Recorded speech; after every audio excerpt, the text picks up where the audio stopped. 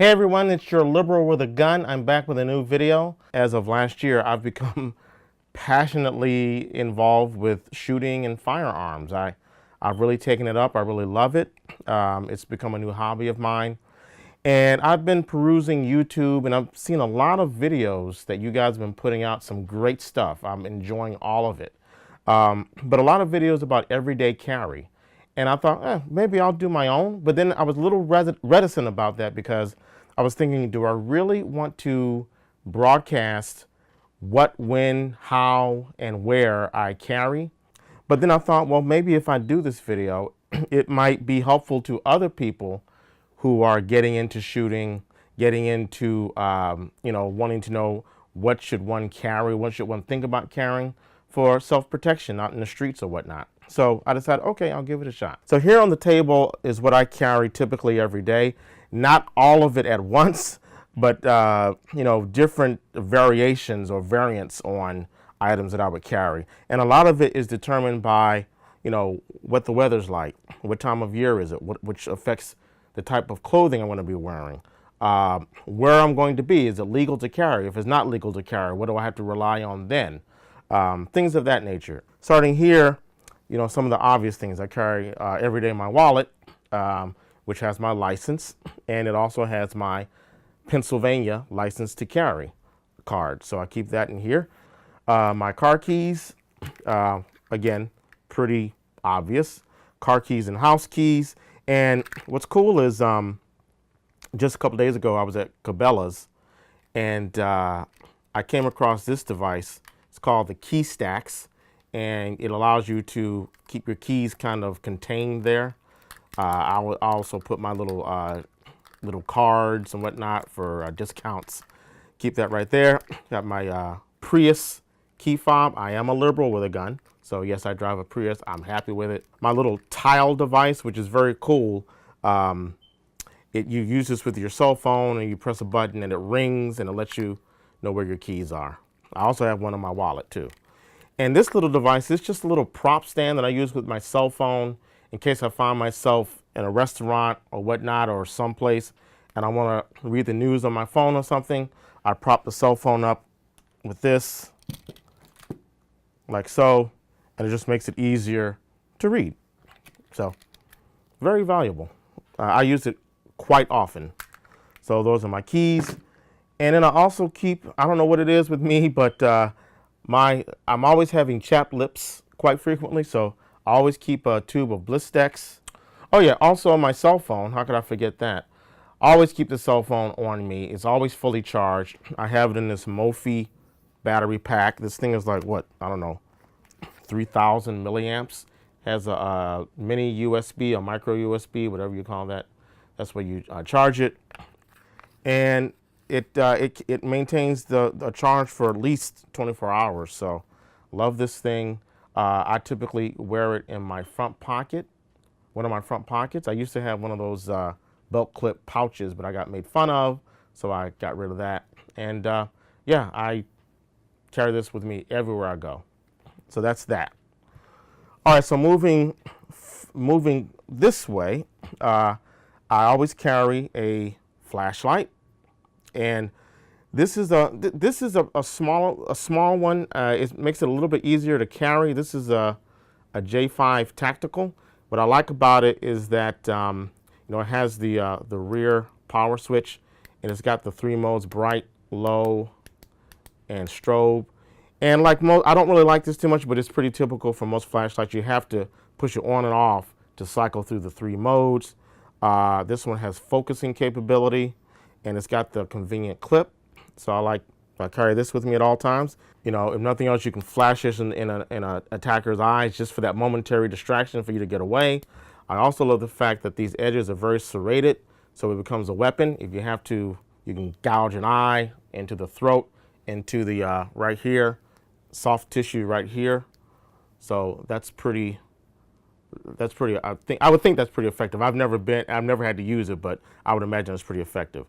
If I'm dressing more formally, more like slacks, dress slacks, and something like this might cause an unpleasing puffiness in my pocket or whatnot.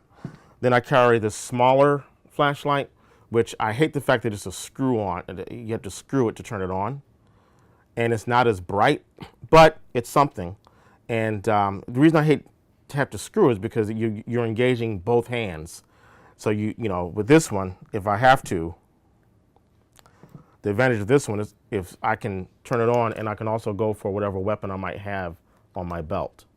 But you know, it is what it is. Then we move to other things that if sometimes I forget, I try to make them a part of my everyday carry. This right here, this is simply a power bank, a small power bank for my cell phone. It has a USB connection on it, or USB port on it, or terminal I should say, or whatever you call it. A USB connection. And that just goes right in here to charge it up. So I never want to be without my phone charged. So I carry this around with me just in case maybe I forgot to charge this overnight.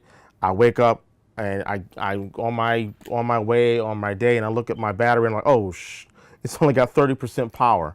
I must have forgot to charge it last night. So I just pull this out, boom. This will charge it up in about maybe, I don't know, half hour. It at least gets me to 70%. That should get me through the rest of the day. This here, these are the iFrog's Bluetooth earbuds. I love these things. They're compact, they're portable, they connect so easily to my cell phone. So again, if I find myself, let's say, waiting for my son to pick him up from school or pick him up from karate or waiting for my wife while she's shopping, whatever, I can just pop these on, I hit the button, it connects instantly, and I can watch more of those wonderful videos that you guys are putting out there. They fold up easily. I wrap the cable around here. It's got a little magnetic clip, so you can clip it. If I had a lapel, you can clip it onto your lapel, and the magnet will hold it in place. And boom, there you go. I always carry these with me as well. This is a tactical pen. This is a Brookstone. I don't know if it's the best you could find. I don't know that much about, you know, what to look for in a tactical pen, but I do know it has a pen that writes. It has a nice little clip on it, and it has a sharp reinforced tip, which could be used again as a weapon. You can use it to gouge or whatnot, but also it can be used if you have to escape your vehicle for whatever reason, you're in an accident. You can use this to break glass if necessary. So yeah, all this I tend to carry in my front pockets, either using the clips that come with them or just shoving them in my pockets, and I'm ready to go. As we move further to this side of the table, we get into the higher grade stuff that I carry. Here I have 2 SIGs. I love the Sig Sauer brand. This is the Sig P938 9mm. This is the Sig 229 Legion. And this is an example of what I was saying before. Depending on the time of year, the type of clothing I'm wearing, let's say, you know, in the fall to winter months, roughly from October to, let's say, end of February, early March, I'm wearing clothing that makes it easier to conceal a larger firearm. So that time of year, I'm going to be carrying my Sig 229 Legion. Just going to pull it out of the holster. I'm going to clear the weapon. That's clear.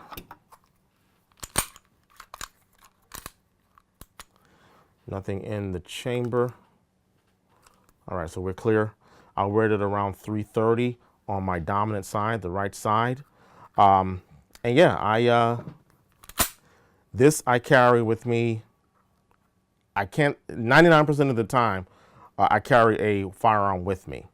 Now, when we get into the warmer months, let's say roughly, I don't know, from March to September, early October, when I'm wearing more like just t-shirts or short sleeve shirts, shorts, things like that, something like this, I don't feel comfortable carrying. I just think it's going to print because I'm just wearing lighter clothing. Then I move to my Sig 938, which I love this gun. It's a smaller gun, but I don't find it to be very snappy at all, and I'm pretty good with it. I'm pretty accurate with it, as accurate as someone at my level of shooting is. And I have no problem carrying this gun. I'm going to clear it first. Magazine is empty. Chamber is empty. So we are clear. very snug, and it's solid. I have a solid gum belt as well. So now when I'm carrying the 938, because it has it's a single stack and it doesn't have a high capacity. I think it's 7 rounds plus 1 in the chamber. When I'm carrying this weapon, I'm also going to be carrying a second magazine. This is the This is an extended mag. This is the standard mag. It holds 5 rounds. Carry that as such on a belt clip magazine holster. So this will go on my left side. This is going to go on my right side. I'm going to put this magazine back in. There we go. I also have started carrying a blade. Now I have 3 of them here. I only carry one at a time. Again, it depends on the situation. This one is probably one of my favorites. This is an M-Tech. Let's see. It's an M-Tech MT-20-63. Okay. I just think it looks pretty dope. I love the grip on it. Now, I'm right-handed. And when I first bought it, it has a outside the waistband holster, belt holster. And I wanted to put it on my right side because I'm right-handed. But because I carry on this side, carry the firearm on the side, I didn't want anything obscuring me getting to my firearm. Because I also, I might have to dig through clothing as well. I don't want to bump into this when I'm trying to get to the gun.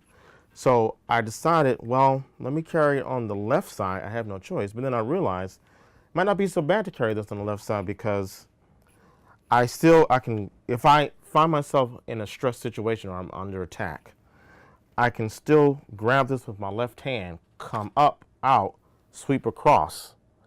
And I think that's going to cause a lot of damage doing that. Whereas, and this might be rationalization, if it were on my right side, I'm coming up, just kind of like when you present the firearm, coming up and out, which I think takes a little bit more time. And plus this way, coming up and out, I'm only using one facet of the blade, just the tip of the blade. Now I could come up, out, and do all this, but I just feel like on the left side, I grab it and right across, and I still have this hand free to reach for the weapon and do what I need to do. Or if I can't get to it, I still have this, and I'm right-handed, so I can come across, and then I can still do what I need to do with this hand. That's just how I feel, and I don't train knife techniques at all, hardly ever, but I've seen professional knife handlers, rather than holding a knife like this, they tend to hold it like this. This reason being that if you hold this up here, someone's gonna punch you, they gotta get past that blade.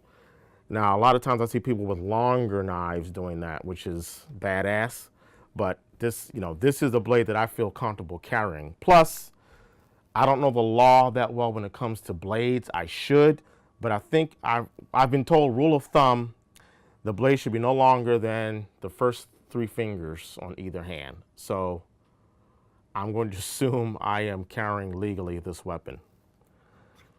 And you know what they say. If I'm not, better to be judged by 12 than carried by 6. So I might carry this knife. I just recently picked this knife up. And I do like this knife. I bought this at a gun shop not that far from me. This one comes with this is the sheath. This is the Black Hawk. Comes with the sheath, and you can wear it as a necklace. Now I would wear this if I'm going to be putting a shirt over it, or a polo pullover or something like that. And I have it so this is obscured. It's hidden, concealed, and I have the necklace portion on the narrow end so that the knife is pointing down. The reason being that you could do it where the necklace is on the top, and so you have this type of thing, but I just feel like if it's hanging off of me and this is sticking up this way, it's a little less convenient trying to get to it without possibly doing damage to yourself. So for that reason, I invert it, and this way I can come down and then maybe come back up, or whatever I want to do, come across the body using the right hand. Or I guess I could use the left hand. Come down and up. Now, again, I don't practice knife technique. I'm going to start, or I should, because I want to be able to use these weapons effectively. But at any rate, I carry this. If I'm not carrying that, this is my first choice. But, you know, I might carry them both. Who knows? Then last, I have this here. And this is also an M-Tech product. And I just bought it basically because I thought it looked cool. It's a pouch that has 2 knives in it.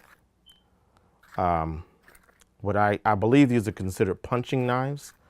This one, it has a notch for the forefinger and a notch for that. So you can punch with this. Same with this, 2 notches for thrusting motion. Same with the Blackhawk. And now this one, the accessibility is not as easy as this one or that one.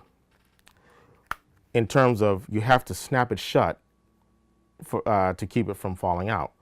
Problem with that is that takes time to unsnap and present. It does have the belt clip here. The pouch itself, I had to have it restitched because the blades cut through the factory stitching. So I don't know. I wish it were more of a, I don't know if that's Kydex or just reinforced plastic, but I wish it were a sheath like that. But I'll carry this if let's say I'm at work and when I'm working, I always have a, what do you call it? A Leatherman or a Gerber tool on this side. Because again, I'm going to be carrying, and I don't want anything to obscure me if I have to get to my weapon. So if I have to carry that Leatherman, then I'm going to put this, I'm not going to carry this because this will have to go on the left side. I might wear that, and I might put these on the back right here, so that if I find that opportunity to, you know, to mount some sort of counter, if I find cover or concealment so I can get these out, then, you know, I can reach back here, unbuckle, and come out with the weapon, present the weapon. Now, I live in Pennsylvania. I'm bordered by New Jersey, Maryland is south of me, Delaware is south of me, and then I do a lot of work in New York as well. And in all those states, I am not licensed to carry these items. My Pennsylvania license to carry does not allow me to carry in any of those states where I do a lot of work. So if I find myself traveling somewhere where I cannot legally carry, then I'm probably going to go with a couple blades, and I'm also going to go with either pepper spray, which I carry in the front pocket or on a pouch with a belt clip, or a stun gun. And I love this stun gun because it has the nice grips on it, easy to use. That's pretty much it. And it's also a convenient flashlight. So if I can't carry these, I'm carrying one or both of these. I have a little pouch that has a belt loop, and I can stuff those in there. It looks kind of silly, but hey, I'd rather look silly and alive than the alternative. So these will replace these if I cannot carry in any given location. The last thing, and I picked this up, is this little thing right here. I don't know if you can see, but it has some pretty nasty, sharp points on it. And I might wear a cap. Now, I lost the cap that I typically wear. If you haven't noticed, I have a rather generously proportioned head, so I can't just wear any cap. And this cap was given to me by one of my clients. It doesn't fit the greatest, but I'm just using it for demonstration. If you notice, it has these like a hollowed out center. And what you can do is, when I'm wearing a cap, and this is not for wintertime, because in the wintertime I'm wearing like something a lot heavier, but you can, let's see, slide this through there, right? So now you weaponized your cap. So you put this on, right? So, you know, you're just walking down the street, whatever, you have all your weapons, but someone just completely takes you by surprise. Hopefully it's not a lethal attack right off the bat, but you just take this off and this is going to cause hella damage. I'm just telling you. I don't know where you can find this. I don't know what it's called, but they were selling it at my local gun shop. I picked up a couple of them and I think they're great. So there you have it. That is my carry. Like I say, these are essentials just for daily life. These are more for entertainment, keeping my cell phone charged, my headphones. These are my babies. These are going to protect me the most. These are fallbacks, and these are carries that replace these carries that might be illegal in certain states. So that's what I'm carrying. And let me just say, if you far more wiser people out there that have been doing this much longer than I have, if you see anything that I've done or you have any suggestions or things you might want to say, you might want to think about that. I am not a proud man when it comes to learning from people who know more than me. So please, if you see anything you didn't like or any suggestions, leave them below. Leave them below in the comments. Believe me, trust me, I will read them all. And yeah, there you have it. So I'm curious to know what you think. Hopefully for all you newbies, this was of some assistance or help to you. And I plan to do more videos. So hey, thanks for listening. Thanks for watching. Leave your comments below. I will see you soon.